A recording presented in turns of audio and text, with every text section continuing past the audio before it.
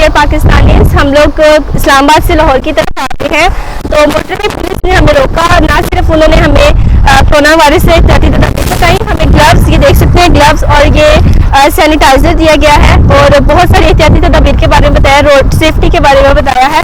हम बहुत खुश हैं कि इसमें हम लोग इंफरादी तौर पर नहीं है, पुलिस और दूसरे महकमे हमारे साथ हैं। Thank you so much. मैं इस सब डिपार्टमेंट के बारे में कहना चाहूँगी कि इन्होंने गवर्नमेंट की तमाम जो की तरफ से जो रूल्स हैं उनको फॉलो ना सिर्फ खुद कर रहे हैं और दूसरों को भी कहने की कोशिश कर रहे हैं कि आप भी करें। बहुत शुक्रिया। अल्लाह हाफिज़।